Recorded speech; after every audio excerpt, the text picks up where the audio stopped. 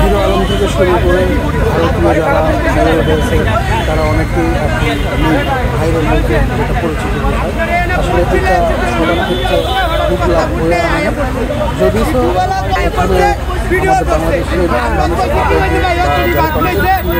এখানে আমাদের বাংলাদেশের এত পরিমাণে বেড়ে গেছে বাংলাদেশে যে তারা তাদের জ্বালা যন্ত্রণাতে একটা জায়গা স্থিরে সে সাপ নিয়ে প্রয়োজন বেশি থেকে তাহলে একটা সাপ খাবার জিনিস প্রচার হচ্ছে, বেশি প্রচার হচ্ছে।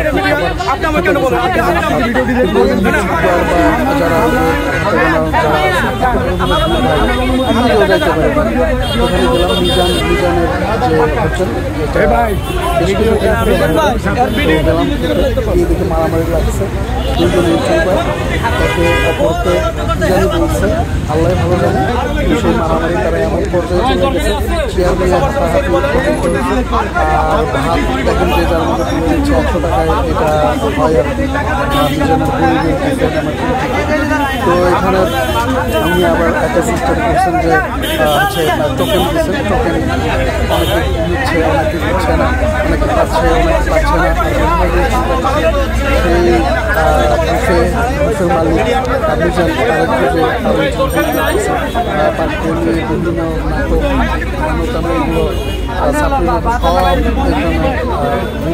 সব যাই হোক আমি বেশি মূলত খাইতে যে নোংরা পরিবেশ আর যে অবস্থা তাতে ভাবছিলাম যে হয়তো খাবারের স্বাদ খাবারের স্বাদ আবার সবাই ওই ইউটিউবার যারা ভিডিও করতে গেছে তাদেরই ভাগ্য পেয়েছে পৌঁছে। আর আমি তো ভোজন হিসাবে খাবো, ভাত আছে তরকারি আছে, তরকারি নাই, মাঝে মধ্যে বলতেছে এই তথ্য পরেই দেখেন এরা সাঁটাসাঁটি এদের সাঁটাসাঁটি দুইজনে ইউটিউবার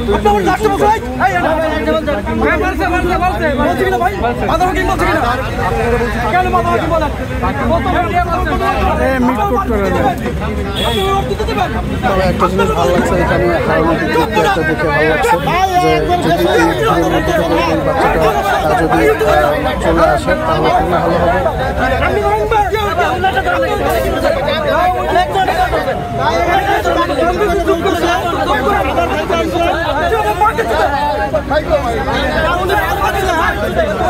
তো এসব মারামারি দেখে দেখলাম যে একটু সিরিয়াল দেখে ভাতটা খাওয়া যায় কিনা একটু টেস্ট করে যাই ভাই যে যার মতো ঠিকই হচ্ছে, কিন্তু আমার ভাগ্যে টোকেন প্রয়োজন নেই। কারণ হচ্ছে মারামারির কারণে আগে যাদেরকে টোকেন দিচ্ছে শুধুমাত্র তারাই খেতে পারে, বাকি যারা এখন গেছে তারা খেতে পারবে না। সুতরাং আমার খাবার হলো না, আমার ভাগ্যে প্লেটে খাবার, তবে অস্বাস্থ্যকর পরিবেশটা বেশি চোখে দেখা গেছে। যদি আসলে তাদের কাছ থেকে এর থেকে বেশি আশা করাটাও আমার মানবতা ছাড়া কিছু হবে না। তারপরেও একটু পরিচ্ছন্নতার দিকে নজর দেওয়া উচিত ছিল, যেহেতু এখন সবার পরিচিত হয়ে গেছে। এই দেখেন কত পরিমাণে আমার তালতলা আগাটা তালতলাতে এত পরিমাণে মানুষ মহিলা ভিড় করে তার খাবার টেস্ট করতে চাচ্ছে, বেশিরভাগই ভিডিও করতে গেছে। যাই হোক আমি ভিডিও করতেছি সেটাও ভিন্ন কথা। এখন একটু দেখাই কেমন কী করবেন। এই যে খাবার রান্না হচ্ছে, এখানে ভাত উঠে দেওয়া হয়েছে, এখানে আরও নতুন করে কিছু সরঞ্জামাদি আনছে সে, কারণ আগে এরকম ছিল না, এটা বোঝা যাচ্ছে সব নতুন আইটেম।